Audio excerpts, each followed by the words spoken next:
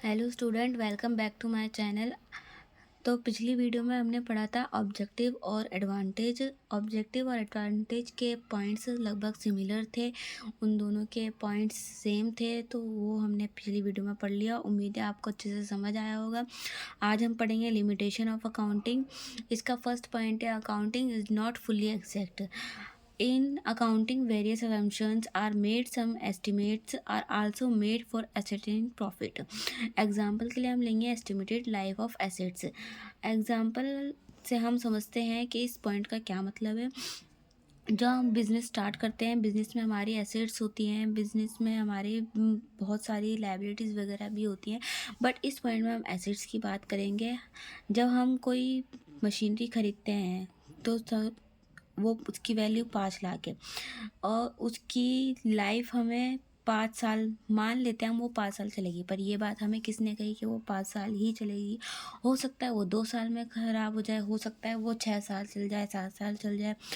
तो हमारी मशीनरी की, हमारी एसेट्स की कोई एस्टिमेट लाइफ नहीं होती। हम एक अंदाज़ा लगाते हैं कि हमारी इतनी चलेगी। तो चलिए, सेकंड पॉइंट है हमारा इग्नोर क्वालिटेटिव एलिमेंट्स। अकाउंटिंग में ये प्रॉब्लम है कि वो मॉनेटरी ट्रांजैक्शन ही रिकॉर्ड करता है।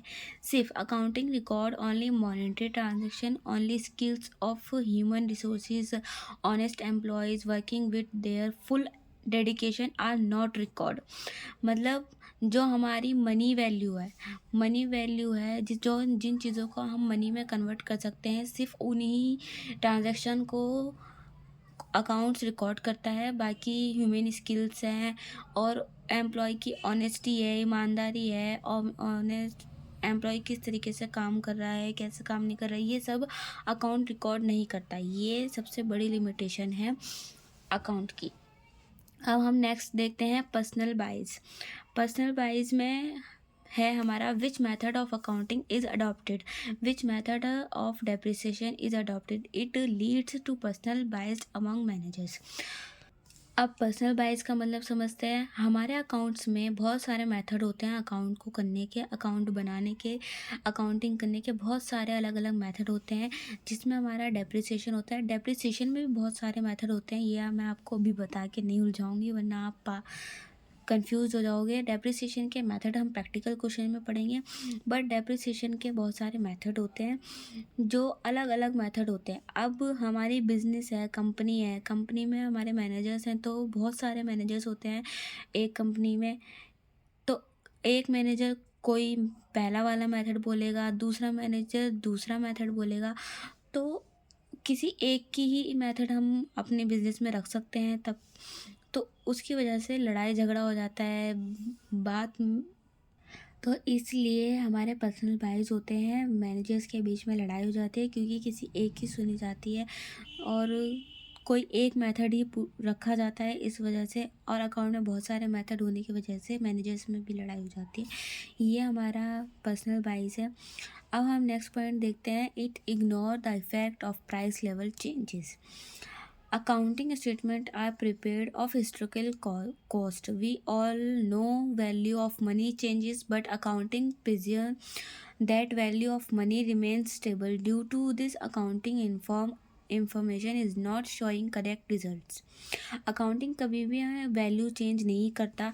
मान लीजिए हमने 2000 में हमने कोई मशीनरी खरीदी थी जिसकी वैल्यू थी 10 लाख, तो ज़रूरी है कि वो 2012 में हम वो चीज़ खरीदेंगे तो उसकी वैल्यू 10 लाख ही रहेगी? नहीं, उसकी वैल्यू 10 लाख से 5 लाख हो जाएगी, 50 लाख हो जाएगी, 500 करोड़ हो सकती है, कुछ भी हो सकता है। जो अब हमने कोई बिल्डिंग खरीदी तो वो हमारी 2000 में 10 लाख की थी, तो ज़रूरी नहीं है कि वो 2012 में भी 10 लाख की हो। वो 50 लाख की हो सकती है, वो 1 करोड़ की हो सकती है, उसकी वैल्यू बढ़ जाती है। पर अकाउंट हमारा वही वैल्यू शो करता है, अकाउंट अपनी वैल्यू चेंज नहीं करता, अकाउंटिंग में वैल्यू चेंज नहीं होती, प्राइस लेवल चेंज नहीं होता। और एग्जांपल के लिए हम ले लेते हैं, आप पुराने ज़माने में लोग बाग 1900 में लोग बाग अपने घर का खर्चा 100 रुपये में 50 रुपये में चला लेते हैं, पर आज के टाइम में अगर आपको 50 रुपये देंगे तो आप लेंगे नहीं लेंगे, आप कहेंगे अरे इसमें क्या होएगा। तो वही है, प्राइस लेवल चेंज नहीं होता, कोई इफ़ेक्ट नहीं पड़ता, इग्नोर करती है अकाउंट प्राइस लेवल चेंज को। अब नेक्स्ट पॉइंट करते हैं हम, it may leads to window dressing. अब हम समझ लेते हैं यहाँ पे विंडो ड्रेसिंग क्या होता है। विंडो ड्रेसिंग हमारा होता है, अब हमने हमारी कोई कंपनी है, मान लीजिए रिलायंस फ्रेंच है, रिलायंस फ्रेंच कंपनी है, उसने अपने शेयर्स निकाले 10 लाख शेयर्स निकाले। अब आप कोई अपनी कंपनी में, इस कंपनी में आप पैसा लगाने जाएंगे तो आप पहले उसकी प्रॉफिट एंड लॉस अकाउंट देखेंगे, जो कि वो गूगल पे आप सर्च करेंगे आपको शो हो जाएगा। उसके अकाउंट देखेंगे कि अकाउंट कैसा प्रेजेंट है, तो जो बैड इफ़ेक्ट होगा, जो गंदा इफ़ेक्ट होगा वो नहीं दिखाएगा, वो उसमें शो नहीं करेगा, वो सिर्फ आपको अच्छा अच्छा दिखाएगा ताकि आप उसमें पैसा डालें, उसको मैनिपुलेट करें, उससे वो अपनी फाइनेंशियल स्टेटमेंट बेटर पोजीशन पे दिखाएगा, फाइनेंशियल स्टेटमेंट बेटर पोजीशन पे दिखाएगा, वो गंदा इफेक्ट नहीं दिखाएगा आपको गूगल पे। तो इसे बोलते हैं विंडो ड्रेसिंग करना। तब कि हमारे को बिजनेस में प्रॉफिट भी होता है और लॉस भी होता है, पर सिर्फ वो प्रॉफिट ही दिखाएगा आपको गूगल पे, आपके सामने शो, यूज़र्स के सामने शो, वो सिर्फ प्रॉफिट ही करेगा, वो अपना लॉस शो नहीं करेगा। तो इसे कहते हैं विंडो ड्रेसिंग। आज के लिए इतना ही, मिलते हैं नेक्स्ट वीडियो में।